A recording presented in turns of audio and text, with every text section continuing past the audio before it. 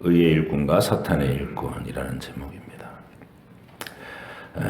스톡홀름 신드롬이라는 말을 들어보신 적이 있으실 겁니다.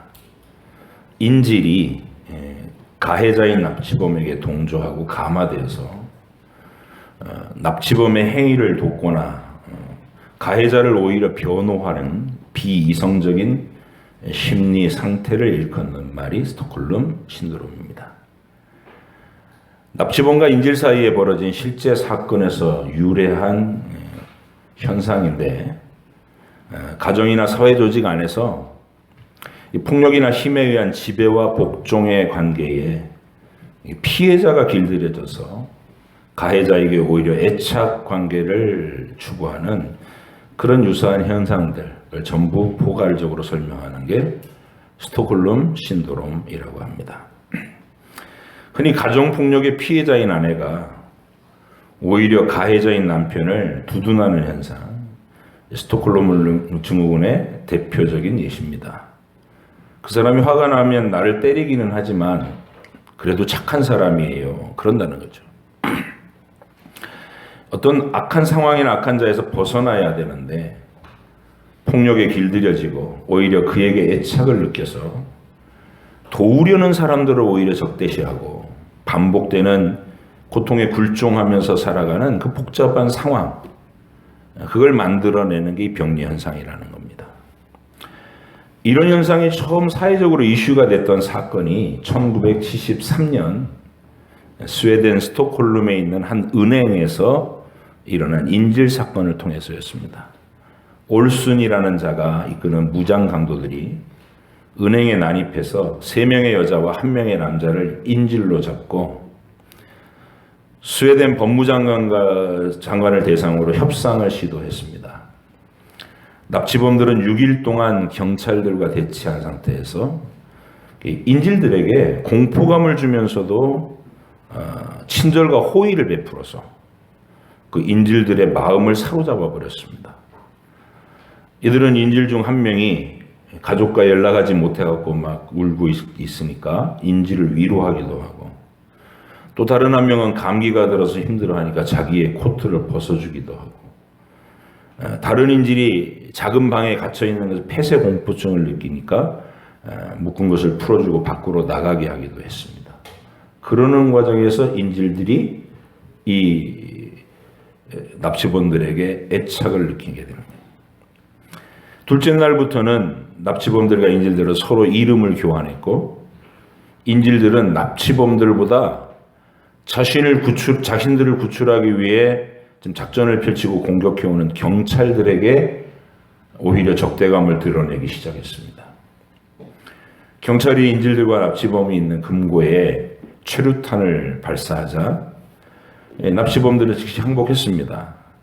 이제 상황이 종료되고 인질들부터 빨리 걸어 나오세요 하고 안내 방송에 나가는데 4명의 인질들은 납치범들을 보호하기 위해서 나가기를 거부했다고 합니다. 희한한 현상이 일어난 거죠.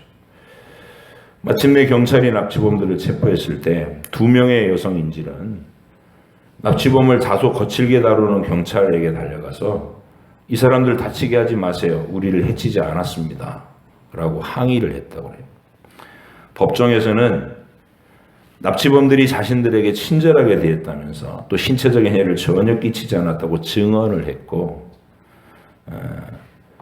그 범죄 사실을 좀 증언해달라고 경찰들이 요청을 해도 납치범들에게 불리한 증언을 절대로 하지 않았다고 합니다. 그때부터 이런 피해자가 가해자를 두둔하는 유사한 현상들을 우리가 흔히 스톡홀름 증후군 또는 스톡홀름 신드롬이라고 부르기 시작했습니다. 오늘 본문에서 바울이 직면하고 있는 현상이 바로 이 스톡홀름 증후군의 고대의 사례라고 볼 수 있습니다. 그땐 그런 게 있다는 것도 알려지지 않았지만, 객관적인 이치에서 이 사건을 들여다보면 고린도 교회에 들어와서 성도들의 마음을 사로잡은 자들은 철저히 성도들의 영혼을 도둑질하고 그들을 자기 손아귀에 쥐고 흔들려고 하는 파괴시키는 이리떼와 같은 자들이었습니다. 하나님 나라의 역사에는 이렇게 사탄에게 완전히 조종돼서 하나님의 백성들의 영혼을 파멸시키고 교회를 무너뜨리려고 하는 거짓 교사, 거짓 선지자들이 항상 있었습니다. 우리 주님께서 친히 그 위험을 경고하실 정도였죠. 마태복음 7장 15절에 거짓 선지자들을 삼가라. 양의 옷을 입고 너희에게 나오나 속에는 노략질하는 일이라. 그들의 열매로 그들을 알지니 가시나무에서 포도를 또는 엉겅퀴에서 무화과를 따겠느냐. 주님이 말씀하신 겁니다. 바울은 그들이 고린도 교회 성도들을 믿음에서 파손시키기 위해서 광명한 천사로 가장해서 성도들에게 다가왔다. 그 사실을 정확하게 알고 있습니다. 근데 정작 고린도 교회 성도들은 그들의 말에 미혹돼서 자신들을 애타는 마음으로 사랑하는 바울을 오히려 지금 적대시하고 있는 것입니다. 공격해오는 대적에게는 공포를 느끼고 도우려고 하는 자에게는 신뢰를 보인다면 이게 정상적인 거죠. 누군가를 구해낼 때 그런 모습이면 구하기가 어려운 일이 아닙니다. 더구나 그 구해주려는 보호자가 능력이 뛰어나고 힘이 있다면 더욱 안심되는 장면이죠. 다윗이 사자나 곰에게서 자신의 양떼를 구출할 때의 상황이 그런 정상적인 상태입니다. 근데 만약 다윗의 양들이 목자인 다윗을 따르는 것이 아니라 다윗을 피해서 사자와 곰에게로 달려가고 있다면 난감한 노릇이 아닐 수 없는 것이죠. 고린도 교회에는 지금 바로 그런 난감한 상황이 벌어지고 있는 것입니다. 바울은 지금 거짓 교사들의 선동으로 인해서 바울 자신의 사도권을 부정하고 바울 자신에게 의심과 비호감의 눈길을 보내는 성도들을 설득해야만 하는 힘든 상황에 놓여 있는 겁니다. 그들의 영적인 안위가 걱정이 돼서 염려가 돼서 속은 타고 간교한 자들의 말에 속아서 사도권을 의심하고 이 바울을 돈이나 갈취하려는 구질구질한 사람으로 오해하고 있는 성도들을 어떻게든 구해내야 되는 것이 바울의 입장이었습니다. 바울은 먼저 악당들을 마치 하나님의 선한 일꾼들인 것처럼 착각하고 그들의 말에 휘둘리고 있는 성도들에게 자신의 간절한 마음과 또 서운한 감정, 안타까운 심정을 그 뒤섞인 말들로 이 얘기를 시작합니다. 11장이 그렇게 시작된 거예요. 1절 보실게요. 원하건대 너희는 나의 좀 어리석은 것을 용납하라. 청하건대 나를 용납하라. 이 두 번이나 용납해달란 말을 반복합니다. 바울은 평소에 자신이 가문이나 학벌이나 능력이나 언변을 자랑하거나 내세우는 사람이 전혀 아니었습니다. 그는 오직 예수님의 복음으로 성도들을 유익하게 하고 그들을 행복하게 만들어주는 일에만 모든 관심이 집중되어 있었던 사람입니다. 그런데 그들은 예루살렘 교회에서 우리가 원조 복음을 가지고 왔다고 하면서 자신들의 가문과 혈통과 학벌과 언변을 자랑하는 자들이 바울을 공격하는 말에 홀딱 넘어가 있는 것이죠. 그래서 바울은 자신도 그들 수준으로 내려가서 나도 그들 못지않게 가문도 있고 학벌도 높고 지식과 능력이 출중하다라는 말을 해야 할 판인 것입니다. 그래서 이 말을 하는 겁니다. 나도 너희들에게 내 자랑을 할 것이니 그런 어리석음을 용납하라는 것이죠. 내가 하고 싶어서 하는 것이 아니라 이것은 너희가 시켜서 하는 것이다. 그런 뜻이 들어있는 겁니다. 2절로 3절. 내가 하나님의 열심으로 너희를 위하여 열심을 내노니 내가 너희를 정결한 처녀로 한 남편인 그리스도께 드리려고 중매함이로다. 그러나 나는 뱀이 그 간계로 하와를 미혹한 것 같이 너희 마음이 그리스도를 향하는 진실함과 깨끗함에서 떠나 부패할까봐 두려워하노라. 바울은 고린도 교회의 성도들과 바울 자신의 관계를 비유의 말로 명확하게 설명하려고 시도합니다. 나는 너희를 예수님께 중매하려는 사람인데 지금 너희는 마귀의 유혹에 넘어가서 엉뚱한 자를 따르려고 하니 심히 걱정이 된다라고 말하는 것입니다. 여기까지 말하는데 바울의 마음에 울컥하고 감정이 솟구쳐 나오는 거예요. 어떻게 그들이 그렇게 쉽게 거짓말하는 자들에게 그렇게 넘어갈 수 있는지에 대한 그 서운함이 배어나오는 질책이 이어집니다. 4절 같이 보십니다. 만일 누가 가서 우리가 전파하지 아니한 다른 예수를 전파하거나 혹은 너희가 받지 아니한 다른 영을 받게 하거나 혹은 너희가 받지 아니한 다른 복음을 받게 할 때에는 너희가 잘도 용납하는구나.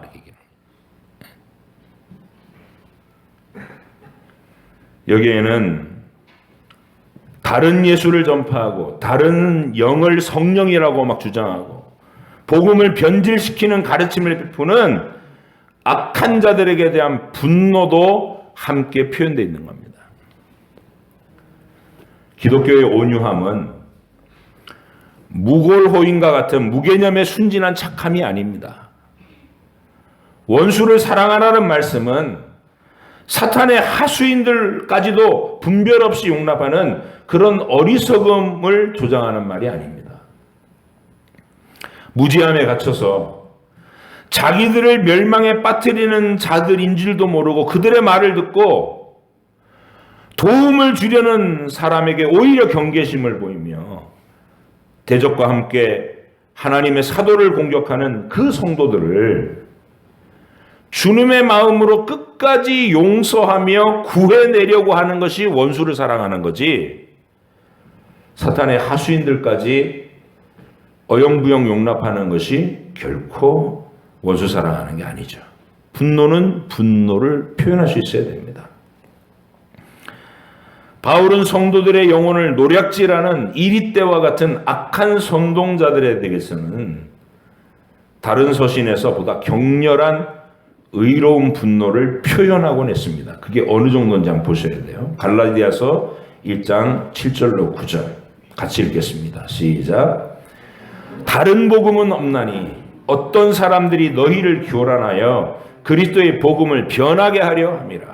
그러나 우리나 혹은 하늘로부터 온 천사라도 우리가 너희에게 전한 복음 외에 다른 복음을 전하면 저주를 받을지어다. 우리가 전에 말하였거니와 내가 지금 다시 말하노니 만일 누구든지 너희가 받은 것 외에 다른 복음을 전하면 저주를 받을지어다. 이렇게 보편적인 현상이었던 거예요. 그때 당시 초대교회는 유대주의자들이 싹 스며들어가지고 이방인들을 유대주의로 물들이려고 하고 예수님보다 먼저 율법을 지켜야 된다고 막 가르치고 다른 복음을 전파하려고. 거기에 대해서 바울은 결코 호락호락 물렁물렁하게 물러나지 않습니다. 저주를 받으래요. 하늘에서 천사가 내려와서 말해도 담대하게 저주를 선언하는 것이 바울의 입장입니다. 이제 바울은 선동자들의 말에 넘어가서 오해에 사로잡힌 성도들에게 그들이 악한 자들에게 들었던 그 비방의 말에 조목조목 반박을 시도합니다. 5절로 6절.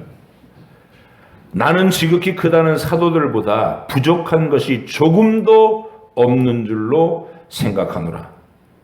내가 비록 말에는 부족하나 지식에는 그렇지 아니하니 이것을 우리가 모든 사람 가운데서 모든 일로 너희에게 나타내었노라. 이게 평소에 전혀 바울의 어투가 아니죠. 바울은 이런 자랑의 말을 한 적이 없어요. 근데 지금은 위급한 상황인 거예요. 못 알아듣는 성도들을 깨워야 되니까. 내가 너희에게 자기들이 유명하다고 주장하는 그들을 만큼 자랑을 못할 시시한 사람이 아니다 나도, 이렇게 얘기하고 있는 거예요. 내가 그들의 주장대로 말에는 어눌하고 설교도 딱딱하게 한다고 해도 너희를 구원의 진리로 이끄는 데 있어서 올바른 지식에는 조금도 부족하지 않은 사람이다. 이런 말입니다. 이어서 바울은 그들이 문제 삼은, 비방거리로 삼은 사도 바울이 고린도 교회에서는 사례비를 일철받지 않고 일했던 것. 그건 쥐가 사도가 아니고 뒤가 캥기기 때문에 못 받은 거야. 사실은 굴뚝 같을 걸 너희들의 돈을 그렇게 비방한 거예요. 사도 바울을. 자, 거기에도 답변을 합니다. 7절 9절. 내가 너희를 높이려고 나를 낮추어 하나님의 복음을 값없이 너희에게 전함으로 죄를 지었느냐? 내가 너희를 섬기기 위하여 다른 여러 교회의 비용을 받은 것은 탈취한 것이라. 또 내가 너희와 함께 있을 때 비용이 부족하였으되 아무에게도 누를 끼치지 아니하였음은 마게도냐에서 온 형제들이 나의 부족한 것을 보충하였습니다. 내가 모든 일에 너희에게 폐를 끼치지 않기 위하여 스스로 조심하였고 또 조심하리라. 바울은 고린도 교회인들에게 신랄하게 얘기하고 있는 거예요. 지금 조금 감정이 복받쳐 있는 것이죠. 우리 개역 성경으로는 잘 표현이 안 되고요. 현대어 성경으로 이 부분을 읽으면 바울이 어떤 감정으로 이야기하고 있는 것인지 보다 선명하게 드러납니다. 7절부터 12절까지를 우리가 현대어 성경으로 다시 한번 같이 읽어보겠습니다. 시작. 여러분에게 아무런 보수도 받지 않고 하나님의 복음을 전파한 것이 잘못이란 말입니까? 그 때문에 오히려 나를 깎아내리고 얕잡아 보는 것입니까? 나는 여러분과 함께 있는 동안 다른 교회들의 도움을 받아 비용을 충당하였습니다. 말하자면 다른 교회의 것을 빼앗아다가 대가도 받지 않고 여러분에게 봉사를 한 것입니다. 먹을 것이 없어서 배가 고플 때도 있었지만 여러분에게 어느 것 하나 요구하지 않았습니다. 마게도냐에서 온 교인들이 가져온 선물로 모든 것을 충당하였습니다. 나는 지금까지 여러분에게 한 푼도 요구한 일이 없었던 것과 마찬가지로 앞으로도 그럴 작정입니다. 이 점은 내 안에 있는 그리스도의 진실을 걸고 아가야 지방에 살고 있는 모든 사람에게 약속합니다. 여러분을 사랑하지 않기 때문에 내가 이러는 줄 아십니까? 아닙니다. 내가 여러분을 사랑하고 있다는 것은 하나님께서도 아십니다. 나는 앞으로도 계속 이렇게 해나가겠습니다. 그래서 우리와 같은 방법으로 하나님의 일을 하고 있다고 떠벌리고 다니는 자들의 입을 막을 작정입니다. 여러분이 만약 고린도 교회 성도들이라면 좀 부끄러워지겠죠. 바울이 그렇게 강하고 신랄하고 솔직하고 격렬하게 얘기하고 있는 거예요. 이제 바울은 결론에 도달합니다. 그는 거짓 사도들에 대해서 분명한 경고를 날립니다. 13절로 15절입니다. 그런 사람들은 거짓 사도예요. 속이는 일꾼이니 자기를 그리스도의 사도로 가장하는 자들이니라. 이것은 이상한 일이 아니니라.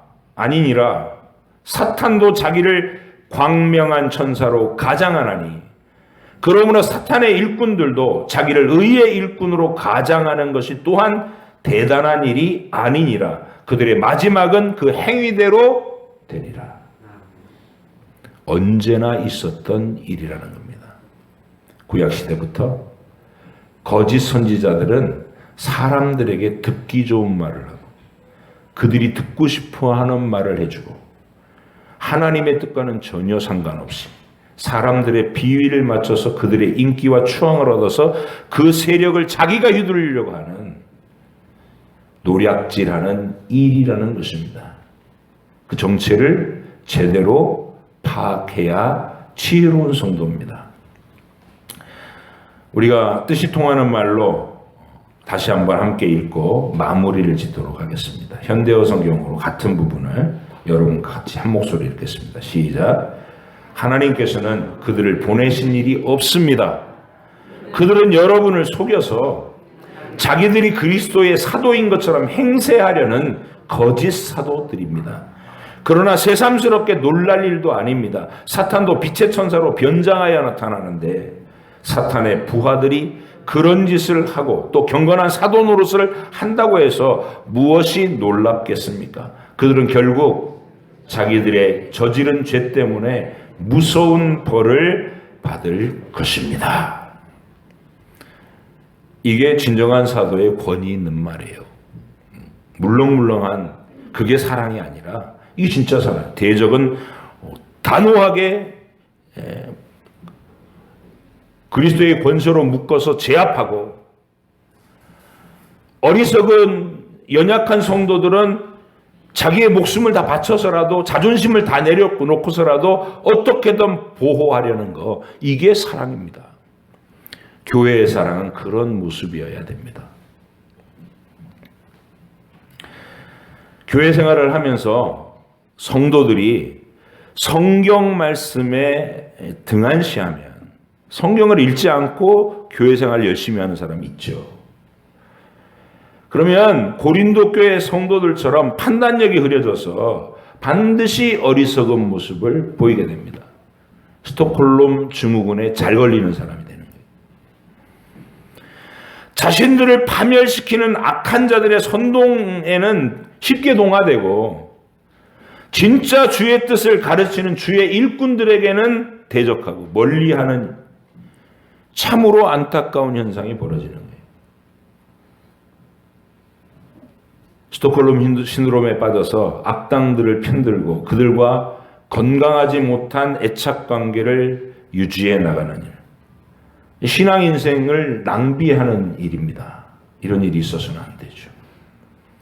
가는 교회마다 그렇게 하는 사람들이 있어요, 분명히. 주의 일꾼들의 흠을 찾고 그들을 비방하고 뒤에서 수군거리고 자기들이 꿍짝을 맞아가고 교회에서 세력화하고, 이 고린도 교회의 악한 자들의 전형적인 모습을 따라가는 겁니다. 말씀으로 깨어있지 않으면 우리 속에는 그런 것을 좋아하는 성정이 있어요. 그리 휩쓸려들고 기울어져 간다는 거예요. 그래서 우리가 바울의 이런 말들을 듣고, 내가 이런 어리석음에 빠져들면 안 되겠구나, 경각심을 가져야 될 줄로 믿습니다. 교회 안에도 못 말리는 헛똑똑이들이 있습니다. 이런 사람들이 주로 무지하고 못 배운 사람들이라서 그러는 게 아니에요. 최고의 엘리트들, 자기들은 고상하고 도덕적으로 우월하다고 생각하는 사람이 이런 잘못에 잘 빠집니다. 아이도벨이라는 사람은 다윗 시대의 가장 뛰어난 전략가였습니다. 그가 어떤 작전을 딱 내면 하나님께 받은 신비한 능력인 것처럼 딱 들어맞는 제갈공명 같은 사람이에요. 그는 밧세바의 친할아버지이기도 했어요. 그러나 그는 도덕주의라고 하는 자기 신념에 갇혀서 다윗을 세상 쓸모없고 악한 폭군으로만 보고 위선적인 압살롬, 번듯한 외모와 살가운 언행으로 민심을 얻어내는 압살롬을 오히려 흠없는 의인으로 평가했습니다. 그래서 다윗을 제거하고 압살롬을 왕으로 세우는 일에 주동자가 되고 말아요. 이게 세상 똑똑하다고 자타가 공인하던 아이도벨이 빠진 가장 어리석고 참담한 길입니다. 그는 자결하고 말아요, 결국. 흠없는 도덕주의가 구원의 진리는 아니라는 사실. 우리에겐 도덕과 윤리가 굉장히 고상하게 요구되지만 그게 구원의 진리는 아니에요. 최우선 순위에 도덕주의가 들어서는 게 교회의 모습이 아닙니다. 그런데 이게 도덕주의에 함몰된 아이도벨에게는 도무지 깨달아지지 않는 겁니다. 어떻게 왕이 돼가지고 그따위 짓을 할 수 있어? 비록 자기 친손녀지만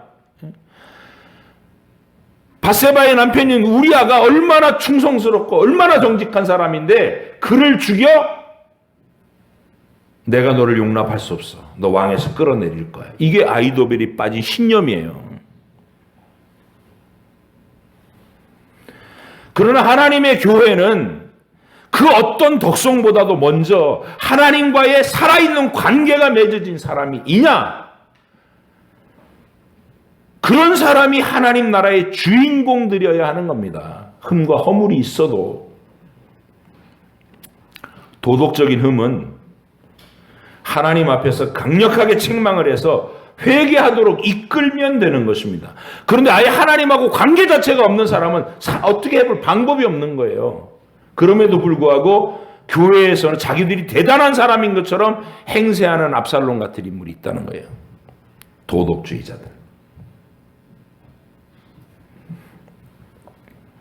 나단 선지자는 다윗 왕 앞에 나가서 당신은 하나님의 법을 어기고 간음과 살인을 저지른 자니 하나님이 당신을 버리실 것이요 라고 호통을 칩니다. 그러나 그 책망의 말에 다윗이 바로 엎드려서 눈물로 잘못했습니다 하나님 하고 엎드리면서 회개하며 변화되자 나단은 다윗의 곁에 끝까지 남아서 그가 정결한 왕으로 다시 회복되는 일에 하나님의 징벌의 매를 그 고초를 다 겪어나가는 바울을 옆에서 계속해서 받쳐주면서 끝까지 보필하는 진정한 협력자가 됩니다. 그게 하나님 나라의 진짜 일꾼이죠. 목사가 잘못하는 일이 자기 눈에 보이면 그걸 뒤에 가서 비방하고 세력을 모아서 목사를 쫓아내겠다 그런 게 아니라 목사한테 직접 찾아와서 멱살을 잡고 흔들면서라도 당신 똑바로 목사해. 그래서 목사가 잘못을 시인하고 하나님의 교회를 올바로 이끄는 사람이 되려고 하면 옆에서 또 그 허물을 덮고 최선을 다해서 보필하는 그런 사람이 돼야 되는 것이 하나님 나라의 진정한 일꾼이에요. 교회 안에서 여러분이 이 관점을 철저히 놓치지 마시기 바랍니다. 보이시거든 직접 오세요. 오셔갖고 멱살을 잡아도 되고 뺨을 치셔도 되고 침을 뱉어도 됩니다. 엎드릴 거예요. 그럼 다윗처럼. 정말로 잘못한 것이 사실이라면 그게 하나님 나라, 하나님과 관계성을 맺은 사람들의 모습입니다. 여기에 도덕주의가 끼어들어가지고 저런 인간을 왕으로 용납할 수가 없다. 압살롬은 도덕적으로 흠이 없으니 그가 왕이 돼야 된다. 압살롬은 하나님에 대한 인식이 전혀 없는데요. 하나님을 살아계신 하나님으로 인정하지를 않는데요. 자기의 권세나 자기 기념비 세우는 일에나 혈안이 돼 있는 그리고 백성들의 민심을 다 얻어내는 그 처세술에만 능한 사람이었는데요. 못 알아보는 겁니다. 그 헛된 눈이 가려지면 그래요.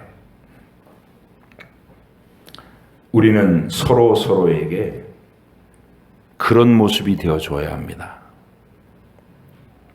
대적해야 되는 것은 마귀와 그의 하수인들이지 허물이 있고 실수가 있는 성도, 이 성도들은 서로 불쌍히 여겨야 될 대상들이라는 사실을 놓치지 마시기 바랍니다. 우린 같은 편이어야 돼요. 하물며 바울은 흠이 있는 것도 아니고,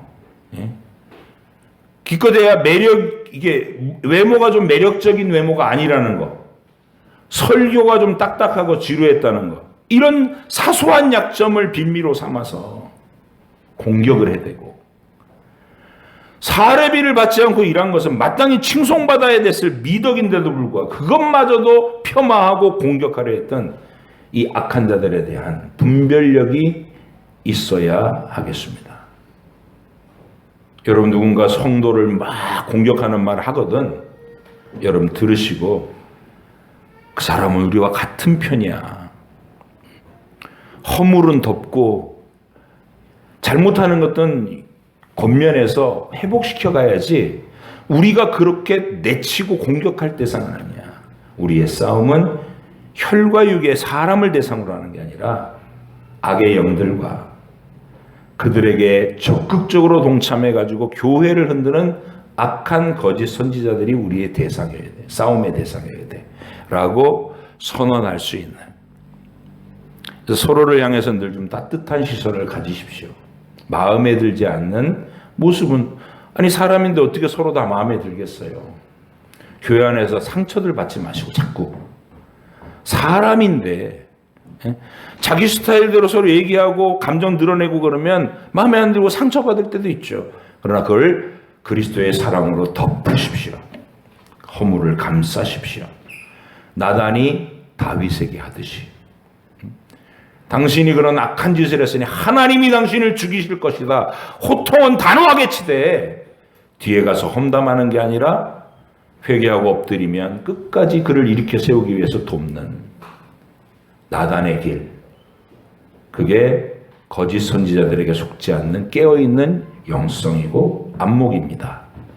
여러분의 일평생의 신앙생활이 그런 지혜로운 신앙이 돼서 스톡홀름 신드롬 같은 어리석은 병리 현상에 빠지지 마시고 대적할 자가 누군지 마귀를 제대로 보고 우리가 보호하고 두둔해야 될 성도가 누군지를 정확하게 알아서 교회를 평안하고 든든한 지경으로 이끌어 가시는 여러분과 제가 되기를 간절히 바랍니다.